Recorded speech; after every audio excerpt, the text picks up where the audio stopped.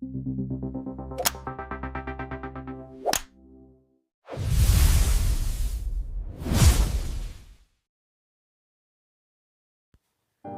भाई लोग, आज हम बात करने वाले हैं लुक किस्म के चैप्टर नंबर 176 के बारे में। तो अगर आपने मेरे चैनल को अब तक सब्सक्राइब नहीं करा है तो जल्दी से इसको सब्सक्राइब कर लो ताकि आगे आने वाली वीडियोस आप मिस ना कर सको। तो पिछले एपिसोड में हमने देखा था जो हमारा मोटा वाला डैनियल होता है उसे पता चल जाता है जो उसकी हैंडसम वाली बॉडी है असल में वो भी कोई एक जिंदा इंसान है जिसका नाम जेम्स ली है। साथ ही साथ में जब ये बॉडी डैनियल को नहीं मिली थी तो जेम्स ली कहाँ रहता था ये भी हमारे डैनियल को पता चल जाता है और मोटा वाला डैनियल निकल पड़ता है जेम्स ली की तलाश में उसके एड्रेस पे। तो जिस जगह पे अभी हमारा डैनियल अपनी दूसरी बॉडी के बारे में कोई सबूत ढूंढने के लिए आया होता है ये जगह बिल्कुल सुनसान होती है। डैनियल सोच ही रहा होता है कि यहाँ पे मुझे अपनी दूसरी बॉडी के बारे में कोई जानकारी मिल जाएगी, लेकिन तभी अचानक से पीछे से कोई डैनियल के कंधे में हाथ रखता है और कहता है, डैनियल पार्क। आज की वीडियो की शुरुआत में हम देखते हैं जिस इंसान ने डैनियल के कंधे में हाथ रखा होता है वो जीहो की मदर होती है। यहाँ पे जीहो की मदर और जीहो के फादर दोनों ही आए होते हैं। जीहो की मदर रोते रोते कहती है, डैनियल तुम यहाँ पे क्या कर रहे हो? क्या तुम भी यहाँ पे जीहो के लिए आ रखे हो? जीहो के फादर जीहो की मदर को कहते हैं, आखिर ये कौन है? क्या ये जीहो का दोस्त है? डैनियल अपने मन में सोच रहा होता है, ये तो जीहो के पेरेंट्स हैं, आखिर ये यहाँ पे क्या करने आए हैं? इसके बाद जीहो की मदर डैनियल को कहती है, डैनियल क्या तुम भी यहाँ पे जेम्स ली से ये कहने आए हो कि इस मामले को रफा दफा करो? तुम्हारा बहुत बहुत शुक्रिया डैनियल। जीहो की मदर अभी काफी ज्यादा इमोशनल होती है क्योंकि अभी उनके बेटे का सवाल होता है और जो जीहो के फादर होते हैं वो कह रहे होते हैं, डियर अब बस भी करो। और डैनियल अभी अपने मन में सोच रहा होता है, क्या मामले को रफा दफा करने के लिए? इसका मतलब जो जीहो है उसे पुलिस ने पकड़ लिया है। जीहो की मदर कहती है, तुम तो जानते हो ना, तुम्हें जीहो के ऊपर भरोसा है ना, वो एक अच्छा इंसान है, वो बुरा इंसान नहीं है। और डैनियल अभी उस समय का सीन याद करके जब जीहो ने उसको बिल्डिंग के ऊपर से धक्का दिया था, डैनियल सोच रहा होता है, हाँ मुझसे बेहतर कौन जान सकता है कि वो कैसा है। देखो यार, भले ही हमारा डैनियल काफी अच्छा इंसान है लेकिन किसी की बेवकूफी बर्दाश्त करने की भी एक लिमिट होती है। और अभी मुझे पर्सनली ऐसा लगता है कि जो डैनियल है वो जीहो से तंग आ चुका है क्योंकि जीहो सच में बहुत ही बड़ा ढक्कन है। डैनियल जीहो की मदर को कहता है, आपको जीहो की चिंता है लेकिन जो दोनों बिल्डिंग से नीचे गिरे हैं क्या आपको उनकी बिल्कुल भी चिंता नहीं है? डैनियल अपने मन में सोच रहा होता है, ये लोग एक बार भी मेरी दूसरी वाली बॉडी को देखने के लिए हॉस्पिटल में नहीं आए। जीहो की मदर हैरान होकर कहती है, आखिर तुम ये क्या कह रहे हो? इसके बाद जीहो के फादर कहते हैं, कम ऑन डियर, चलो यहाँ से चलते हैं, ऐसा लगता है यहाँ पे अभी कोई नहीं है, यहाँ पे कोई नहीं आने वाला। ये दोनों जाते जाते आपस में बात कर रहे होते हैं, मुझे नहीं लगता कि इस बिल्डिंग में कोई रहता भी है। इसके बाद जीहो की मदर कहती है, लेकिन जो एड्रेस था उसमें तो यहीं का पता लिखा था, क्या वो एड्रेस फेक था? और जो डैनियल होता है अपने मन में सोच रहा होता है, क्या इस बिल्डिंग में कोई नहीं रहता? कि क्या ये पूरी बिल्डिंग खाली है? आखिर ऐसा कैसे हो सकता है? जो जेम्स ली है उसके नाम के मैंने बिल्स भी देखे हैं जिन पे यहीं का एड्रेस है। मैं यहाँ से बस ऐसे ही नहीं जा सकता, मुझे यहाँ से कोई ना कोई सबूत तो ढूंढना ही होगा। इसके बाद जो डैनियल होता है वो दरवाजे को खोलने की कोशिश करता है और डैनियल देखता है जो दरवाजा है वो तो लॉक है ही नहीं। इसके बाद जो डैनियल होता है वो कमरे के अंदर चला जाता है जहाँ पे कभी जेम्स ली रहा करता था। जो कमरा होता है इसके अंदर का सामान इधर उधर बिखरा पड़ा होता है और यहाँ पे इस समय काफी ज्यादा गंदगी होती है। डैनियल अभी अपने मन में सोच रहा होता है, यहाँ पे सच में काफी ज्यादा ठंडा है और यहाँ पे बहुत ज्यादा धूल मिट्टी भी जम गई है। लगता है ये जगह काफी समय से खाली है क्योंकि जो इस घर में बंदा रहता था वो बॉडी अब मैं यूज कर रहा हूँ, तो इसलिए इस जगह में बहुत समय से कोई नहीं रह रहा। आखिर मैं तुम्हारी बॉडी क्यों इस्तेमाल कर रहा हूँ? मुझे जानना है कि तुम कौन हो जेम्स ली। तो जो डैनियल होता है अभी इस जगह की पूरी छानबीन करने लग जाता है लेकिन लास्ट में उसको यहाँ पे कुछ भी नहीं मिलता। डैनियल अपने मन में सोच रहा होता है, उस बंदे का सारा सामान अब भी यहीं पड़ा है लेकिन उसके बारे में मुझे कुछ भी इन्फॉर्मेशन नहीं मिल रही है। लेकिन तभी अचानक से जो डैनियल होता है उसकी नजर पड़ती है एक ब्लेजर के ऊपर जिसके ऊपर लिखा होता है जेम्स ली और ये एक स्कूल की ड्रेस होती है। इस ब्लेजर के ऊपर स्कूल का नाम भी लिखा होता है। तो जो मोटा वाला डैनियल होता है वो गूगल में इस स्कूल का नाम सर्च मारता है और उसको इस स्कूल की लोकेशन मिल जाती है। और इसके बाद डायरेक्ट हम देखते हैं जो हमारा डैनियल होता है वो इस स्कूल के बाहर खड़ा होता है। डैनियल अभी अपने मन में कह रहा होता है, तो ये है जेम्स ली का स्कूल। ये स्कूल पहाड़ी इलाके में है, यहाँ तक आने में मुझे ट्रेन से भी 3 घंटे लग गए। जेम्स ली, आखिर तुम कौन हो और तुम्हारा स्कूल शहर से इतना दूर क्यों है? लेकिन डैनियल इसके बाद देखता है जो ये स्कूल होता है इसके गेट के बाहर ताला लगा होता है। डैनियल अपने मन में सोचता है, क्या यहाँ पे ताला लगा है? जेम्स ली, उस बंदे का घर खाली है और स्कूल में ताला लगा है, कुछ तो गड़बड़ है, आखिर यहाँ चल क्या रहा है? इसके बाद जो हमारा डैनियल होता है गेट को टापते हुए, दीवारों को टापते हुए स्कूल के अंदर घुस जाता है। डैनियल अपने मन में बोल रहा होता है, आखिर तुम कौन हो? मुझे यहाँ पे तुम्हारे बारे में जरूर कुछ ना कुछ तो जानकारी मिलेगी। मुझे स्टाफ रूम के अंदर जाना चाहिए, मुझे जरूर वहाँ कुछ ना कुछ सुराग मिलेगा। मुझे लगता है वो 2nd फ्लोर में है। तो अभी जो डैनियल होता है वो स्टाफ रूम में पहुँच जाता है और जैसे ही डैनियल वहाँ पे पहुँचता है डैनियल देखता है वहाँ पे बहुत सारी ट्रॉफीज रखी हैं। डैनियल अपने मन में सोच रहा होता है, आखिर यहाँ पे इतनी सारी ट्रॉफीज क्यों रखी हैं? ये स्कूल तो बंद हो गया है ना? क्या उन लोगों ने ये ट्रॉफीज यहीं छोड़ दी? एक दूर दराज के गांव के स्कूल के हिसाब से यहाँ पे काफी सारी ट्रॉफीज हैं। इसके बाद जो डैनियल होता है एक ट्रॉफी की तरफ नजर मारता है और उस ट्रॉफी में जेम्स ली का नाम लिखा होता है और ये जो ट्रॉफी होती है ये नेशनल आर्ट कंपटीशन की होती है। डैनियल अपने मन में सोचता है तो जेम्स ली आर्ट वगैरह भी बनाया करता था। इसके बाद डैनियल की नजर एक दूसरी ट्रॉफी पर पड़ती है और उसके ऊपर भी जेम्स ली लिखा होता है और ये जो ट्रॉफी होती है ये होती है नेशनल पोएट्री कंपटीशन की। डैनियल अपने मन में सोचता है क्या ये बंदा पोएट्री में भी कंपटीशन जीता है? लगता है ये बंदा सच में एक जीनियस रहा होगा। लेकिन इसके बाद डैनियल की नजर 2-3 ट्रॉफी में और पड़ती है और उनके ऊपर भी जेम्स ली लिखा होता है। इसके बाद डैनियल को धीरे धीरे रियलाइज होता है इस कमरे में जितनी भी ट्रॉफीज हैं उन सब में ही जेम्स ली लिखा है। डैनियल हैरान होकर अपने मन में सोचता है ये सारी की सारी ट्रॉफी जेम्स ली की है। मतलब यार आप इस बात से समझ सकते हो जेम्स ली का लेवल। जब हम गन के बारे में सोचते हैं ना तो गन तो यार बहुत ज्यादा खतरनाक इंसान है ही, लेकिन अभी मतलब तुम सोचो जेम्स ली के पास इतनी सारी ट्रॉफीज हैं और उसने वो बस ऐसे ही यहाँ पे छोड़ दी हैं। इससे साफ साफ पता चलता है जो जेम्स ली है उसका लेवल बहुत ही ज्यादा ऊपर है और जिसके बारे में आगे जानने में सच में काफी ज्यादा मजा आएगा और मैं कोशिश करूंगा कि मैं अच्छे से आपको सब कुछ एक्सप्लेन कर पाऊं। तो इतनी सारी ट्रॉफीज देखने के बाद जो हमारा डैनियल होता है उसके मन के अंदर की क्यूरियोसिटी और ज्यादा बढ़ जाती है जेम्स ली के बारे में जानने के लिए। डैनियल अभी इस जगह की अच्छी तरह से तलाशी लेने लगता है और अपने मन में कहता है जेम्स ली आखिर तुम कौन हो? मुझे कुछ भी सबूत मिल जाए, कुछ भी चलेगा, लेकिन यहाँ पे सिर्फ नोटबुक्स ही नोटबुक्स पड़ी है और उन सारी नोटबुक्स में बस जेम्स ली का नाम है। लेकिन जिस ड्रॉर के अंदर हमारे डैनियल को काफी सारी नोटबुक्स मिली होती है डैनियल देखता है उसी ड्रॉर में एक फोटो चिपकी हुई है और इस फोटो में एक आदमी और एक औरत होती है जिसके हाथ में एक बच्चा होता है। डैनियल अपने मन में सोच रहा होता है क्या ये दोनों जेम्स ली के पेरेंट्स हैं? क्या ये फोटो तब की है जब जेम्स काफी ज्यादा छोटा था?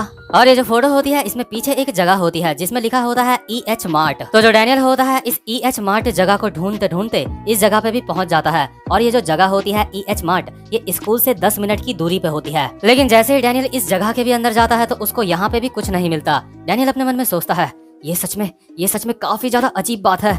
मैं जहाँ भी जाता हूँ वहाँ मुझे कुछ भी नहीं मिलता। क्या जेम्स ली इसी जगह में रहता होगा? आखिर वो इस जगह में कितने टाइम तक रहता था? हर बार की तरह ये जगह भी बिल्कुल खाली है।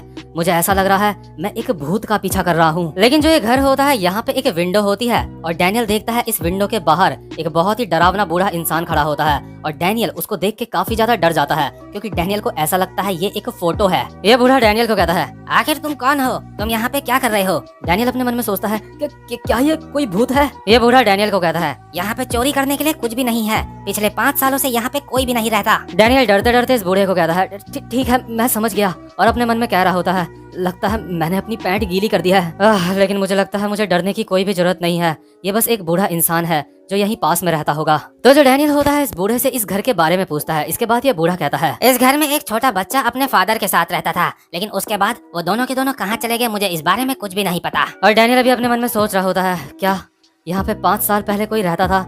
लगता है मैं दोबारा से यहाँ पे अटक चुका हूँ, मुझे कोई भी जानकारी नहीं मिल रही है। लेकिन मुझे इतना जरूर पता चल चुका है जेम्स ली कोई भूत नहीं है क्योंकि वो इस जगह पे रहता था। और जो यहाँ पे कैलेंडर टंगा है ये भी 5 साल पहले का है। लेकिन तभी अचानक से जो डैनियल होता है वो देखता है कैलेंडर में 17 तारीख को सर्कल करा होता है और सर्कल के नीचे लिखा होता है मूविंग डे शियोल, यानी कि यहाँ से जाने का दिन शियोल में। और जो हमारा मोटा वाला डैनियल होता है वो भी शियोल में ही रहता है और जिस जगह पे वो रहता है यहाँ पे वही एड्रेस लिखा होता है। डैनियल अपने मन में सोचता है क्या 17 तारीख यहाँ से जाने का दिन और वो भी इस एड्रेस पे? डैनियल अभी काफी ज्यादा हैरान होता है और अपने मन ही मन में कुछ सीरियस होकर सोच विचार कर रहा होता है। इसके बाद जो डैनियल होता है वो ट्रेन में बैठ के वापस से शियोल आ जाता है। तो अभी काफी ज्यादा रात हो चुकी होती है और डैनियल अपने घर के बाहर पहुंच चुका होता है। डैनियल अपने घर को देख के अपने मन में सोचता है जेम्स ली तो तुम यहाँ रहते थे, तुम मेरे घर में रहते थे। ये सच में काफी ज्यादा अजीब बात है, जेम्स ली मेरे घर में रहता था। कि क्या ये कोई इत्तेफाक है? आखिर यहाँ पे ये चल क्या रहा है? क्योंकि जेम्स ली मेरे ही घर में रहता था कि क्या इसी वजह से मुझे उसकी बॉडी मिली है? कि क्या ऐसा होना मुमकिन भी है? जेम्स ली अगर तुम यहाँ पे रहते थे तो इसके बाद तुम्हारे साथ क्या हुआ? अभी जो हमारा डैनियल होता है उसके मन के अंदर काफी सारे सवाल घूम रहे होते हैं। लेकिन अचानक से तभी डैनियल के घर के अंदर से आवाज आती है डैनियल पार्क तुम काफी ज्यादा लेट। डैनियल हैरान होकर अपने मन में कहता है क्या मेरे घर के अंदर कौन है? ऐसा मत कहना कि मैंने जेम्स ली को ढूंढ लिया है क्योंकि मुझे ऐसा नहीं लगता। तो जो डैनियल होता है अचानक से अपने घर का दरवाजा खोलता है और देखता है डैनियल के घर के अंदर बैठा होता है एक हैंडसम सा बुढ़ा। और ये बुढ़ा कोई और नहीं बल्कि चार्ल्स चोई होता है, यानी कि हमारे क्रिस्टल का फादर इसके बाद ये कहता है, आखिर तुम जेम्स ली के बारे में इतना क्यों जानना चाहते हो? और ये बात सुनकर डैनियल हैरान होकर अपने मन में सोच रहा होता है, क्या इसको मेरे बारे में पता है? आखिर इस बंदे को मेरे बारे में कितना पता है? नहीं, मैं इसको कुछ भी नहीं कहूंगा।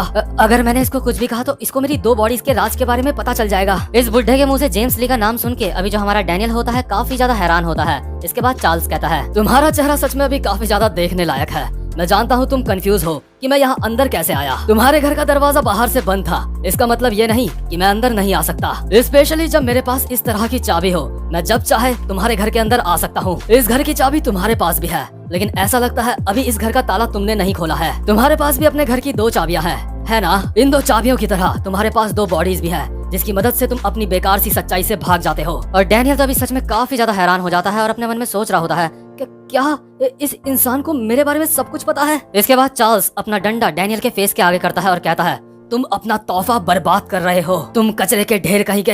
अब मैं तुम्हें और ज्यादा इस तोहफे को ऐसे बर्बाद करते हुए नहीं देख सकता। जब भी डैनियल होता है डरता डरता कह रहा होता है, लेकिन तुम्हें इस सब के बारे में। लेकिन तभी जो चार्ल्स होता है डैनियल का मुंह पकड़ के उसको दीवार पे चिपका देता है और कहता है, तुम्हारे पास कोई भी अधिकार नहीं है मुझसे सवाल पूछने का। डैनियल पार्क, चुपचाप से सुनो जो मैं बोल रहा हूँ। इस दुनिया में जेम्स ली नाम का कोई भी इंसान नहीं है। जेम्स ली का तुमसे कुछ भी लेना देना नहीं है। वो एक नकली पहचान थी जो मैंने तुम्हारी दूसरी बॉडी को छुपाने के लिए बनाई थी, ताकि किसी को भी तुम्हारी असलियत पता ना चल सके। जो हॉस्पिटल में अभी बॉडी पड़ी है वो तुम्हारी है, ना कि जेम्स ली की। इसलिए मैं तुम्हें सलाह देता हूँ, जेम्स ली के बारे में भूल जाओ। तुमने उसके घर से लेके उसके शहर तक बहुत सारी छानबीन करी है, लेकिन अब मैं चाहता हूँ तुम अपना ये जासूसी का खेल यहीं पे खत्म कर दो। इसके बाद क्रिस्टल के पापा डैनियल का गला और मुंह छोड़ते हैं और कहते हैं, अभी मैं तुम्हें जिंदा छोड़ रहा हूँ, क्योंकि मुझे लगता है तुम इतने भी ज्यादा बेकार इंसान नहीं हो। मैंने जेम्स ली के बारे में सारे के सारे सबूत मिटा दिए थे, लेकिन उसके बावजूद भी तुम उसके इतना नजदीक पहुँच गए। मैंने कभी नहीं सोचा था कि मुझे जेम्स ली का नाम इस तरह से इस्तेमाल करना पड़ेगा। और अभी जो डैनियल होता है अपने मन में सोच रहा होता है, इसको मेरे बारे में सब कुछ पता है। इसके बाद जो क्रिस्टल के पप्पा होते हैं वो यहाँ से जाने लगते हैं, लेकिन तभी जो डैनियल होता है वो कहता है, आखिर मैं अपनी दूसरी बॉडी का क्या करूं? मुझे जवाब दो। मैंने कहा मुझे जवाब दो, आखिर मुझे उसका क्या करना है? इसके बाद चार्ल्स कहता है, तो ठीक है, तुम्हें उस बॉडी से डीजी से भी आगे निकलना होगा। डीजी मेरे लिए एक खजाने की तरह है जिसकी मैं बहुत ज्यादा वैल्यू करता हूँ। डीजी मुझे काफी सारे पैसे कमा के देता है, लेकिन डीजी अब एक बहुत बड़ा इंसान बन चुका है। मुझे साबित करो कि तुम डीजी से भी ज्यादा बेहतर हो, और उसके बाद मैं तुम्हारे सारे के सारे सवालों के जवाब दूंगा। और इसके बाद जो चार्ल्स होता है वो यहाँ से चला जाता है और डैनियल हैरान होकर अपने मन में सोच रहा होता है कि क्या अगर मुझे अपने सवालों के जवाब ढूंढने हैं तो मुझे डीजी से भी बेहतर बनना पड़ेगा, लेकिन कैसे? मैं ऐसा कैसे करूंगा? इसके बाद सीन शिफ्ट होता है और हम देखते हैं पुलिस स्टेशन का सीन। तो अभी हम देखते हैं यहाँ पे एक कमरे में एक वकील होता है जो जीहो के साथ बात कर रहा होता है। वकील जीहो से जेम्स ली के बारे में जानकारी ले रहा होता है, लेकिन तभी जो जीहो होता है वो कहता है, क्या जेम्स ली?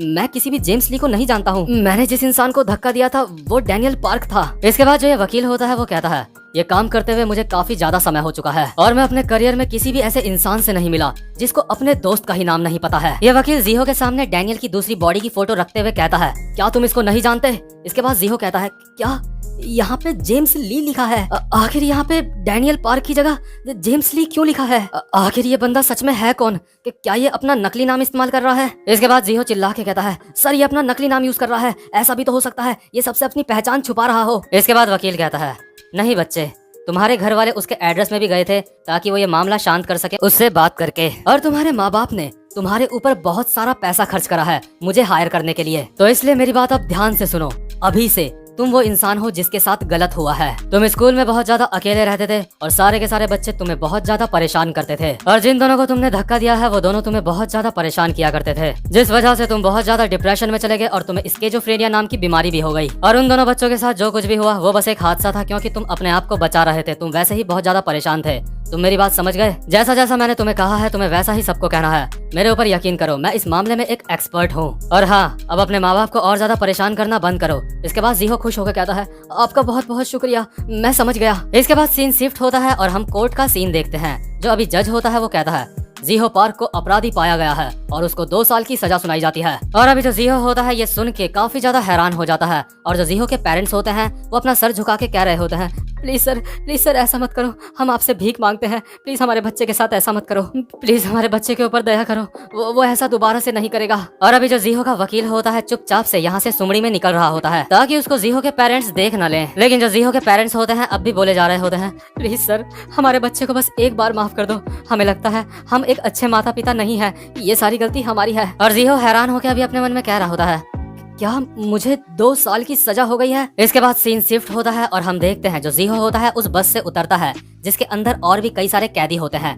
ये सारे के सारे कैदी रस्सी में आपस में बंधे हुए होते हैं और देखने वाली बात ये होती है ये जितने भी कैदी होते हैं ये सारे के सारे काफी ज्यादा लंबे चौड़े होते हैं, लेकिन जो जीहो होता है वो काफी ज्यादा छोटा लग रहा होता है इनके सामने। इनमें से एक बंदा कहता है, अबे रस्सी को खींचना बंद कर, और रस्सी को अपनी तरफ खींचता है जिस वजह से जो जीहो होता है जमीन में गिर जाता है। और ये सारे के सारे कैदी अभी आपस में बात कर रहे होते हैं, हे तुम इस रस्सी को क्यों खींच रहे हो? दूसरा बंदा कहता है, पहले इसने खींचा था इस रस्सी को। इसके बाद जो जीहो और ये बाकी के कैदी होते हैं ये जेल के अंदर एंटर कर जाते हैं और जीहो ये देख के बहुत ज्यादा हैरान हो जाता है कि यहाँ पे बहुत सारे कैदी पहले से ही मौजूद हैं जो कि काफी ज्यादा खूंखार लग रहे होते हैं। अभी जो जेल का गार्ड होता है वो बाहर से जेल का दरवाजा बंद कर देता है और अंदर सारे के सारे कैदी बहुत ज्यादा शोर मचा रहे होते हैं। और यार यहाँ से शुरू होती है जीहो की नई जिंदगी। तो जब ये जेल वाला आर्क आगे आएगा जो कि काफी ज्यादा इंटेंस है, उस वक्त आप और मैं चलेंगे जेल की सैर पे जहाँ पे हमें पता चलेगा कि जेल के अंदर एक कैदी को क्या क्या सहना पड़ता है। और ये वाला जो आर्क है सच में इसको देखने में भी काफी ज्यादा मजा आने वाला है। तो भाई लोग उम्मीद करता हूँ कि आपको आज की वीडियो भी अच्छी लगी हो, और अगर आप चैनल पे पहली बार आए हो तो चैनल को सब्सक्राइब और वीडियो को लाइक जरूर से कर देना।